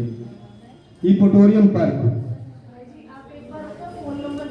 मैं अपना फ़ोन नंबर बोल रहा हूँ। अगर किन्हीं यहाँ पे जो भी आए हैं उनको अगर कोई भी समस्या है, आप उन नंबर पे अपनी समस्या, लंबाई, उम्र, वजन और जीभ की फोटो वो सारी चीज़ें भेज दीजिएगा। जैसे डॉक्टर के पास जाते हैं पूरी शक्ल दिखाते हैं, मेरे को तो सिर्फ जीभ दिखाइएगा, ठीक है। लंबाई, उम्र, वजन, जीभ की फोटो और जो आपकी शारीरिक समस्या है, और शारीरिक समस्याओं में भी कुछ समस्याएं छुपाइएगा मत। मान लिया कि आपके जोड़ों में दर्द है और आपको रोना की मेरे को लिकोरिया की समस्या है और वो आपने छुपा लिया, तो कहीं ऐसा ना हो कि मैं दवाई बताऊं और वो लिकोरिया आपकी बढ़ा दे। मतलब सारी समस्या है। कोई अगर डायबिटीज पेशेंट है तो अपना लिख दें कि मैं डायबिटीज हूँ, मैं बीपी हूँ, वो सारी चीज़ें अगर लिख दें तो उसके हिसाब से रसोई घर की औषधियाँ, लेकिन विशेष औषधियाँ बताने के लिए खुद मुझे वो पूरी जानकारी है। रसोई घर के तो मालूम है कि आप खा लोगे तो क्या होगा, उल्टी हो जाएगा, दस्त हो जाएगा, उसके बाद अगले दिन बंद कर दोगे, दो चार गालियाँ दे देंगे और क्या होगा, इससे ज़्यादा तो कुछ नहीं हो सकता। लेकिन घर के रसोई घर के औषधालय की दवाइयाँ खा के मरा कोई नहीं है, इस बात की गारंटी है। आप चाहे जो मर्जी खा लो, 1 किलो जीरा खा लो, अजवाइन खा लो, आधा किलो अजवाइन खा लो, मरने नहीं मरोगे। लेकिन 1 किलो कभी कोई टैबलेट खा के बता देना।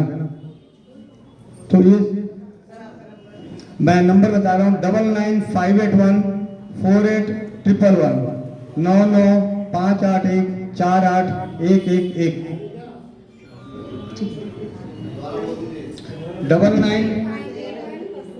9958148111। यहाँ पे जितने भी लोग हैं, मैं आपको लोगों के लिए एक छोटा सा पंपलेट लेके आया हूँ, वो मैं आपको बांट रहा हूँ। उसमें शायद नंबर है, हाँ। और आप लोग जानना चाहते हैं कि वाकई रसोई घर क्या क्या कर सकती है, आप प्लीज, आप लोगों से विनती है कि स्वस्थ समृद्ध परिवार के YouTube चैनल पे आप अपनी ही आवाज को सुने। आपकी बहन हो सकती है, वो आपकी माँ हो सकती है, आपकी बेटी हो सकती है, आपका भाई हो सकता है, आपके पिता समान हो सकते हैं। उनके अनुभवों से भरा पड़ा है कि कैसे रसोई घर उन्हें वापस ले आया, उनकी जिंदगी में खुशियाँ ले आया। एक खुशियाँ तो ऐसी है जो आज भी मुझे शेयर करते हुए बहुत अच्छा लगता है कि दोनों घुटने रिप्लेस हो गए थे 36 साल की उम्र में। एक बहन की 36 साल की उम्र में एक घुटना रिप्लेस हुआ, उसके 2 साल बाद दूसरा, और उसके 2 साल बाद वो बिस्तर पे। और पिछले 4 महीने पहले फ़ोन आया और बात हुई, वो रो रही थी, वो घर के सारे, अब उसके दर्द को तो मैं दूर नहीं कर सका, लेकिन उसके बच्चे और उसके पति बहुत खुश हैं कि उसकी बीवी आज खुश है, चल भले ना सके लेकिन कम से कम आपकी बातों से वो खुश है। स्वस्थ समृद्ध परिवार। हाँ जी, घुटने का, अच्छा,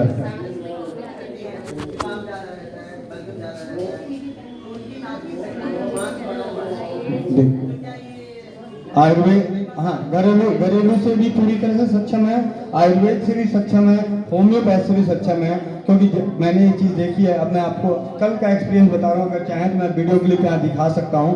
अभी आया है एक गरीब आदमी जिसका क्रेटिनाइन 9.5 पॉइंट था। किडनी का सबसे खतरनाक स्टेज होता है कि क्रेटिनाइन बढ़ना 9.5 पॉइंट, अर्थात डायलिसिस पे तो पक्का जाना, लेकिन अनअफोर्डेबल होते हुए उसने रसोई घर को अपनाया और आज 13 दिन बाद उसका क्रेटिनाइन 7 पॉइंट है और शारीरिक समस्याएं कम है।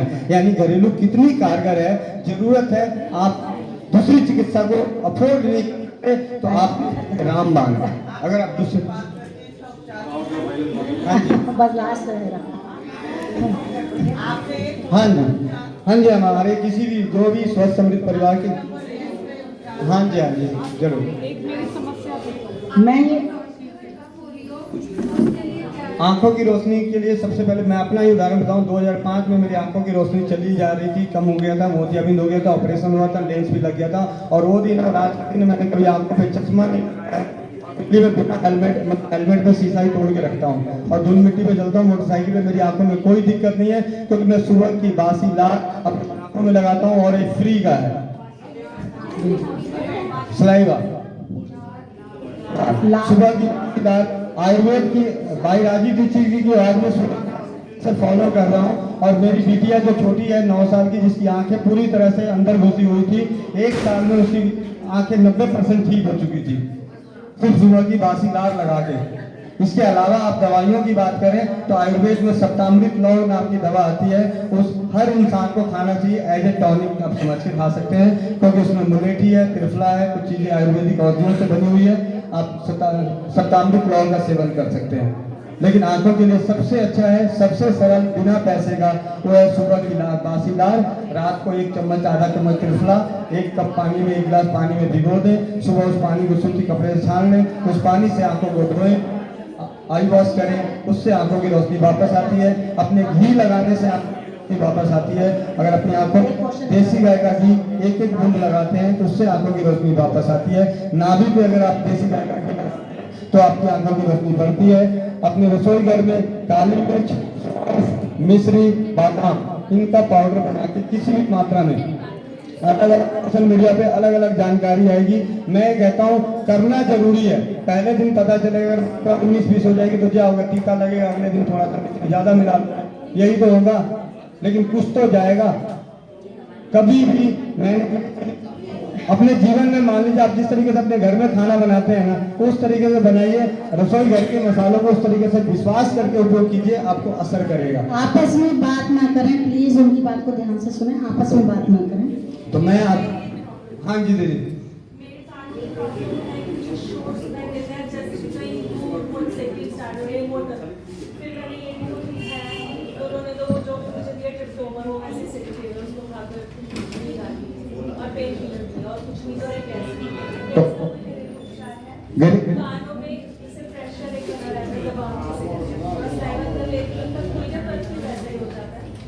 ऐसे कानों की अगर बहुत सारी समस्याएं हैं तो पिछले कई सालों से जब भी मैं लोगों को बताया हूँ, उनके अनुभवों के आधार साधारण, जरूरी नहीं है कि 100 में को असर करेगा। अगर 10 को ना करें उनकी परिस्थितियों की वजह से, तो व्यक्तिगत तौर पर संपर्क कर सकते हैं। लेकिन मैं ऐसे बता दूं कि अपने तुलसी के पत्ते, अजवाइन, लहसुन, बेलपत्र, नीम के पत्ते, इनको सरसों के तेल में या तिल के तेल में इनको डाल के धीमी आंच पे पका के जलने तक उसको छान के रख लें। और उसकी 2-2 बूंद, ध्यान रहे, सूरज ढलने के बाद कानों में कभी भी कोई भी चीज नहीं डालनी चाहिए अगर आप दर्द से पीड़ित नहीं है तो।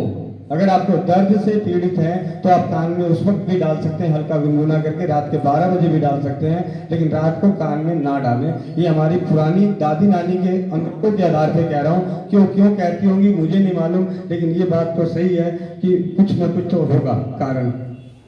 तो आप इस चीज़ का तेल बनाएं। और एक जलकुंभी का तेल बनता है, मैं पीछे दीदी से बात कर रहा था, तो जलकुंभी का तेल भी आप बना के इस्तेमाल कर सकते हैं। और आयुर्वेद में सारीवादी वटी आती है, वो बहुत अच्छी औषधि है कानों की समस्याओं के लिए, बालों की समस्याओं के लिए। आप उसको एज ए रेगुलर वे में एज ए टॉनिक ले सकते हैं। मतलब कब ठीक होगा ये नहीं कह सकता, लेकिन आपकी समस्याएं जरूर ठीक होगी, ये मुझे पूरा भरोसा है।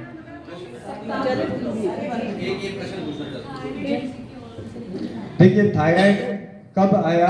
जिस दिन उन्होंने जांच की मशीन ढूंढी, उससे पहले थायराइड नहीं था।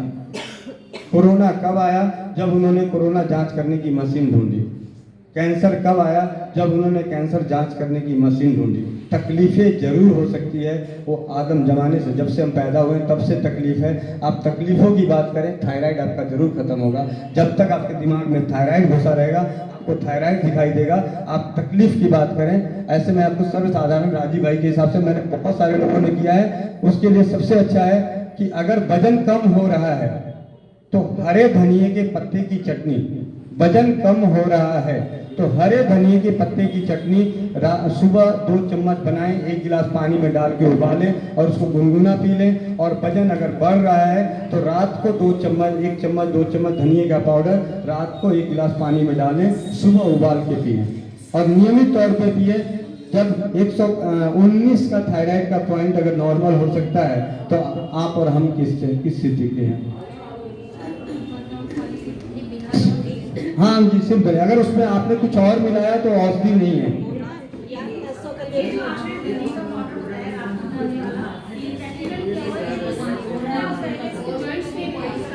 हाँ, मैं आपको बताना भूल गया, जिन्हें भी शारीरिक दर्द होगा उन्हें धनिया नुकसान कर सकता है, उनके दर्द को बढ़ा सकता है। इसीलिए इसको गुनगुना करके लेने की परंपरा है, आपको गर्म करके ही लेना पड़ेगा। कई लोग गलती करते हैं, जो उबालते हैं उसको ठंडा करके पी जाते हैं, उसको गुनगुना पीना है। अगर गुनगुना नहीं पिएंगे तो दिक्कत है। हाँ जी भाई जी, एक बात मैं कहना चाह रही हूँ कि सभी को, सबने बहुत सुंदर बातें बताई हैं और शमा चावला जी का भी बहुत धन्यवाद कि उन्होंने हमें यहाँ पे थोड़ा सा और मोड़ा है उधर से। तो मैं ये बात बताना चाहती हूँ कि अभी 15 साल से तो इसमें योग में जुड़े हुए हैं, लेकिन फिर भी हमें प्रॉब्लम होती है। साटी का पेन हो गया 2018 में, मेरे को 2019 में, सॉरी। और ये हालत हो गई मेरी कि उठ के बैठी तो मैं एकदम मतलब ना लेट सकती, ना बैठ सकती, ना चल सकती, ना जा सकती। व्हील चेयर पे बैठ के मुझे जाना पड़ा, जो बड़ा हैरानियत की बात थी। मतलब खुद से भी सवाल था और भी कहते थे इतना योग करती हो कैसे हो गया, लेकिन कहीं ना कहीं करवानी अकाउंट होता है, वो सब थोड़ा सा एलोपैथिक उस वक्त लेना पड़ा। लेकिन योग के माध्यम से 95% मैंने खुद को खड़ा किया, क्योंकि जिस टाइम मेरी हालत थी तो मैंने सोचा क्योंकि मैं घूमती बहुत हूँ, जाने आने का बहुत लगा रहता मेरा, मैं अब कभी भी नहीं जा पाऊंगी। तो मैंने उस पर गौर करा कि जो डॉक्टर कहता है कि तुम दवाई से ठीक हो तो आपको झुकना नहीं है, वजन नहीं उठाना, ठीक है, ज़्यादा काम में थके तो रुकना है। मैंने कहा ये तो एक खुद ही एक समस्या है कि ये कब तक करते रहेंगे। मेरा बेटा भी मुझे कहता था कि कुछ ऐसी बात पूछो। एक दिन मैं अपनी बिटिया के लिए गई थी, यहाँ पे किसी से मैंने बात करी, मैंने कहा साथी का कोई गुण है? कहते एक बार ट्राई कर लो। मैंने कहा ठीक है। तो ट्रेनर को मैंने अपने सामने, जबकि योग हम भी सिखाते रहते हैं तो ऑनलाइन क्लास ली, उसने मुझे जो कराया, तो हम क्या करते हैं, योग करते हैं, मान लीजिए मैंने अपना पैर घुमाया 10 बार घुमाया, 10 बार रिवर्स कर लिया, उतना ही करते हैं हम। बार बार बोलते हुए और सुनते हुए कि जितनी बीमारी हमारे अंदर आ गई है उतना हमें योग करना बनता है, उतना हमें योग करना बनता है। जैसे उन्होंने मुझसे वो चीज़ ना 20 बार कराई, 2 सेकंड होगा, फिर 20 बार कराई, फिर 2 सेकंड होगा, 20 बार, मतलब 60 बार। एक हफ्ते के अंदर मुझे लगा कि मेरी साटिका की जो नब्ज हिली है वो अपनी जगह पे आता है। और मैं आपके सामने मतलब बैठी हूँ इस वक्त कि मैं सारे काम कर सकती हूँ, काफ़ी दूर, उसके बाद मैं घूमने आई हूँ। तो कहने का मतलब यह है कि आपने जितना बताया, सबने क्वेश्चन पूछे हैं, उनको ध्यान रखना, गले के नीचे उतारना और अनुशासन के साथ विधिवत उनको करें, तभी हमें लाभ होगा। बस मेरा क्वेश्चन इतना ही था। ओम।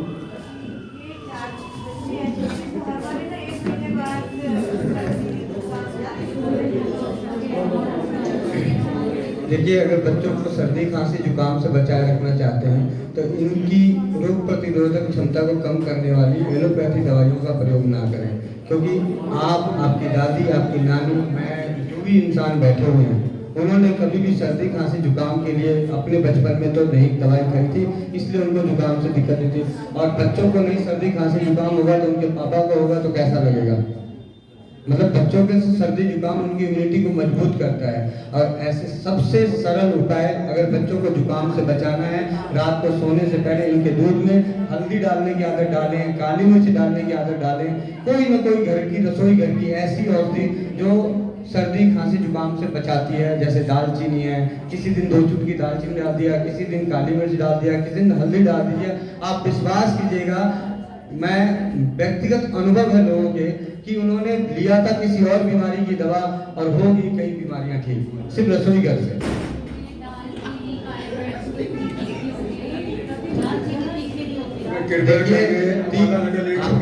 मैं आपको ठीक है, जिन्हें भी अगर कोई रह गया, मैं आज आप लोगों से माफी चाहता हूँ जो भी समय हुआ। आप लोगों के किसी का भी व्यक्तिगत में भी कोई पूरी चिकित्सा चाहिए हो तो आप व्हाट्सएप कर दीजिएगा अपनी समस्याओं के साथ, आपका समाधान स्वस्थ समृद्ध परिवार जरूर करेगा, आप सभी के आशीर्वाद से। वो मैं व्हाट्सएप से देख लेता हूँ। वैसे हमने कुछ शुरू किया हुआ है, आपकी रसोई आपका दुआ करना, उससे काफी लोग जुड़े हुए हैं। जितनी समस्याएं आपने पूछी है, शायद 90% समस्याओं का जवाब मैं दे चुका उस ग्रुप में, लेकिन आप लोग तो पढ़ते नहीं है या आपको डिलीट कर देते हो।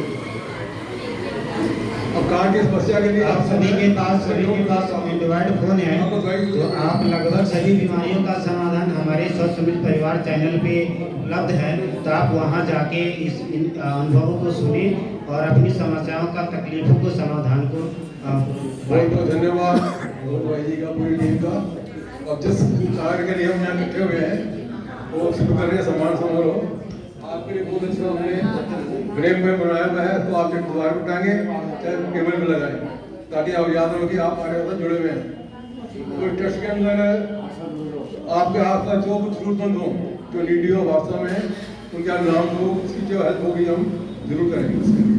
बाकी आप अपने इसमें जो सुझाव देना चाहेंगे और ये कार्यक्रम कर रहे हैं। पहला नाम हमारा आजीवन ट्रस्टी श्रीमती नीलू शर्मा जी, आप आ जाइए।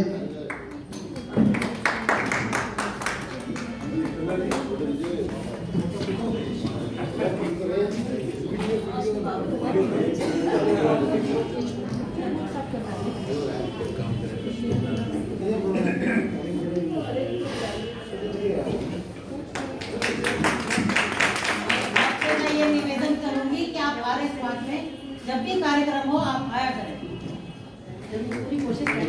नीलम जी को एक यश के लिए यहाँ पे लाई थी मैं, और ये यश पे यहाँ आई और बहुत खुश हुई देख करके, और इनको अच्छा लगा कि हाँ मेरे को यश से जोड़ा। उसके बाद इन्होंने आजीवन मेंबरशिप ली है, इन्होंने आर्य समाज को 51 भेजा था।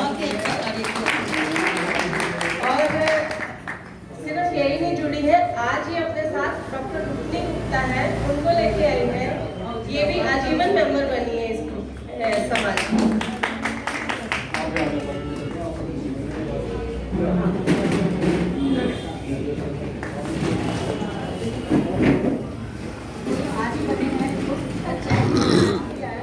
कोई बात नहीं, सर्टिफिकेट देके फोटो खिंचवा लेते हैं। सदस्य बने हुए आर्य समाज में जरूर आए। बिल्कुल, जिनको सम्मान कर रहे हैं उनके घर के परिवार के मेंबर आए हुए हैं, वो जरूर साथ में आ जाए। छोटी सी बात और बोलना चाहूँगी ना कि मैं इसमें पहले जो मैं कोई बहन के साथ ये 2 बार से लेके आई थी, हम पार्क में से ये परवीन जी आए यहाँ पे लेके आई थी, तो मेरे मन में ये भाव कई बार बना था यहाँ पे कि आर्य समाज है, थोड़ा सा यहाँ पे कम लोग आ रहे हैं या कम वो हो रहा है, ये मेरे मन में बहुत दिनों से भाव चल रहा था। तो ये भाव चलते चलते क्षमा चावला जी ने जो है वो मुझे यहाँ पे और पक्का कर दिया, और पक्का करके मुझे अंदर से खुशी है कि मैंने पहले से जो सोचा था, जो भाव चल रहा था, वो इनके माध्यम से पूरा हो गया। आर्य समाज तो हीरा है ना, हीरे के खरीदार कम होते हैं। श्रीमती रजनी महाजन जी, उनकी पोती भी आई हुई है, ये भी आजीवन सदस्य बनी है आर्य समाज चंद्रनगर की, श्रीमती रजनी महाजन, और इनके साथ इनकी पोती आई है, उसका परसों जन्मदिन था। आई थी, सबसे छोटा मेंबर हमारे समाज का, इसका भी सम्मान किया है। पहले बच्चों का सम्मान जरूरी है ना, जब बच्चे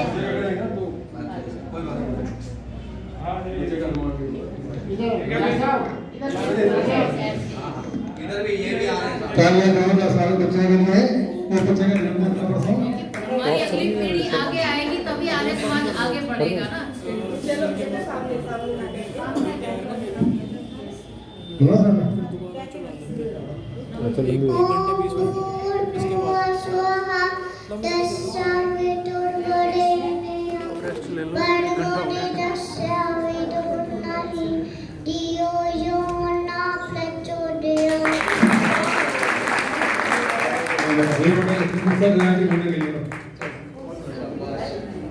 अब श्रीमती नीलम शर्मा, श्रीमती चंदा सचदेवा जी को आर्य किशन नगर राजी।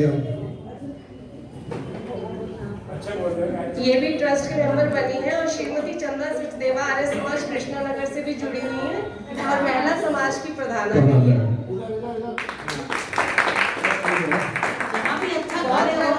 बच्चों को अपने साथ जोड़ रही है, बहुत सारे बच्चों को जोड़ा हुआ है इन्होंने अपने साथ। ऑनलाइन प्रोग्राम करती हैं और पूरी जोश से काम करती हैं।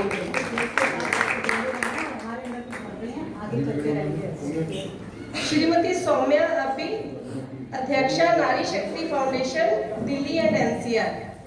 मैं श्रीमती रुक्मिणी गुप्ता जी से आग्रह करूंगी, अब तो हम एक फैमिली के मेंबर बन गए ना, आर्य समाज को बहुत फॉलो करते हैं। आप इनको इनका सर्टिफिकेट देकर के सम्मानित करेंगे।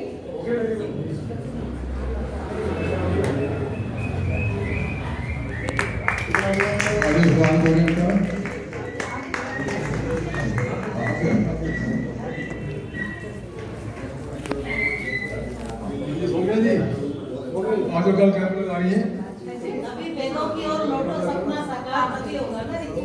कल लक्ष्मण पार्क C24 गली नंबर 1 में मैं एक श्रमिक कार्ड का कैंप लगा रही हूँ, जिनकी आयु 18 वर्ष से 59 इयर्स तक है, ये उनके लिए है। और जिनका जो है इनकम टैक्स पे नहीं है, वो सब लोग इस ई कार्ड का जो है लाभ उठा सकते हैं कैंप का। आप उसके लिए अपनी बैंक की पासबुक की फर्स्ट पेज की कॉपी और आधार कार्ड की कॉपी कृपया लेके आ जाइए। धन्यवाद। श्रीमती सरोज अरोड़ा, उपप्रधाना आर्य समाज कृष्णानगर। आइए चलो।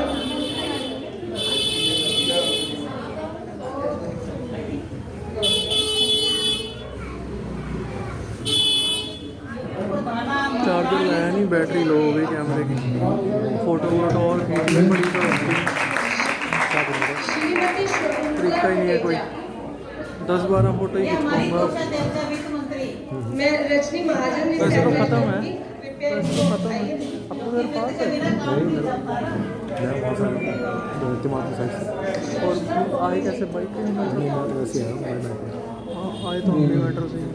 अच्छा अच्छा, हाँ जी।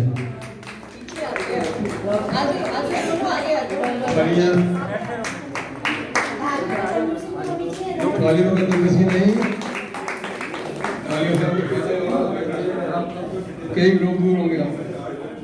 श्रीमती सुदर्शना कोहली जी, काम ये हमारे समाज की सीनियर मेंबर है और रेगुलर आती है।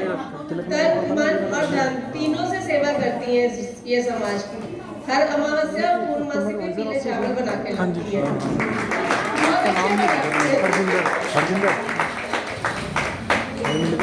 माता की जय। आप मैं और वो थे राहुल। श्रीमती वेद कुमारी जी, वेद कुमारी जी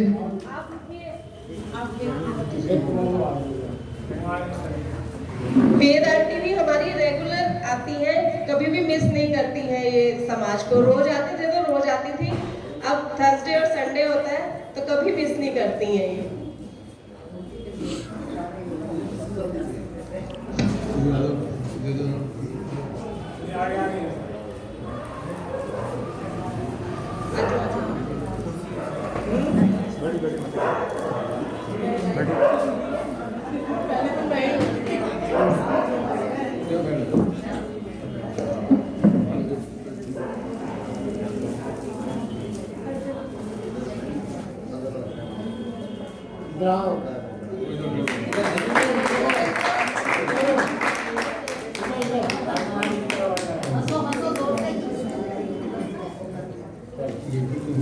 रजनी जी आप जरा खड़े हो जाइए। तमन्ना सोनी जी शायद आई नहीं है।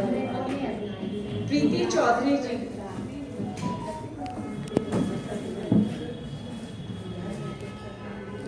प्रीति चौधरी जी है, ये चौधरी परिवार है। बदलने परिवार इस समाज की जब नींव पड़ी थी तब तक जुड़ा हुआ है। तो पूरा इनका धानी परिवार है। इनकी ससुर जी कृष्णनगर प्रधान भी रहे हैं, तो इनका बहुत सेवा मिलता रहा है। ईश्वर इनको स्वस्थ रखे, दीर्घायु करे और सुखी रखे। बहुत बहुत धन्यवाद।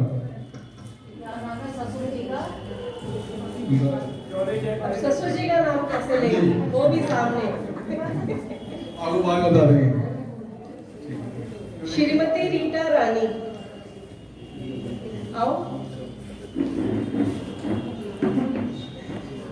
इन्होंने लेट दिया, इनका सर्टिफिकेट नहीं बना, लेकिन फोटो खींची जाएगी जो नहीं आया उसका देख करके।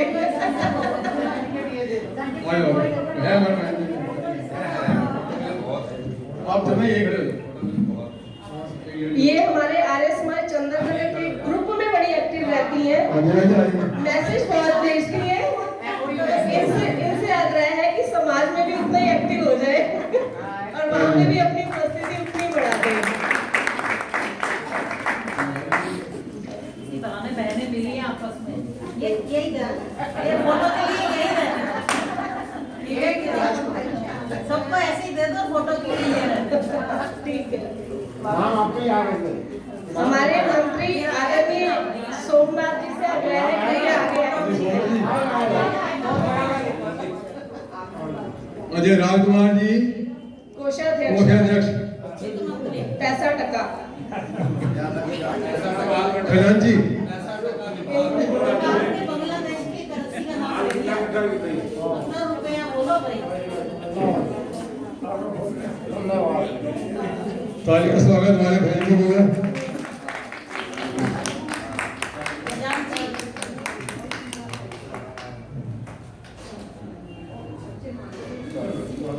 श्री यशपाल शर्मा जी,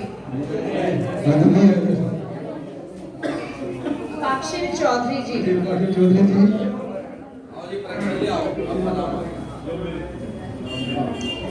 देवी माताओं गणेश जी के संस्कारों में उनके प्रवचन चल रहे हैं, तो पूरा इनको ये एडवोकेट भी है अपना। कोई आपका चल रहा केस आ जाए जरूर से मिलिए, परामर्श कीजिए उनसे। काक्षी चौधरी जी,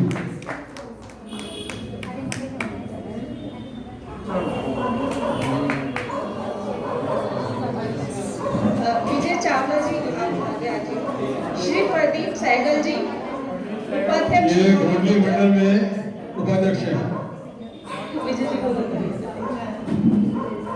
श्री विजय चावला जी इनका स्वागत करेंगे।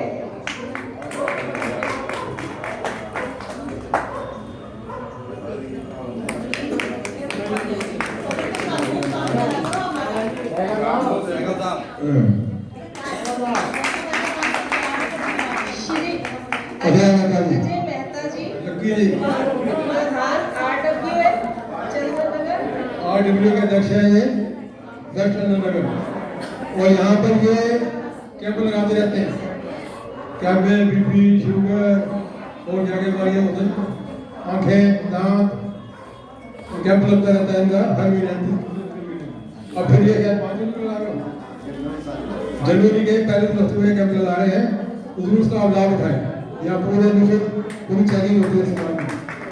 आदरणीय सविकांत तपी जी, आप जरा आ जाइए और राजीव पॉली जी का स्वागत करेंगे आप।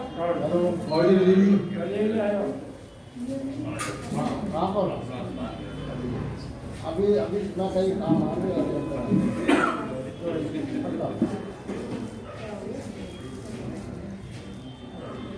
तो आइए स्वागत हो जाए।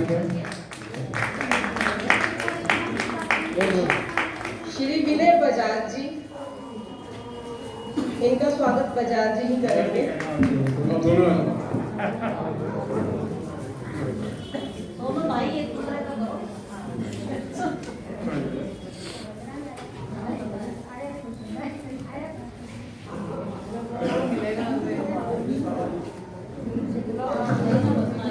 राजीव मल्होत्रा जी,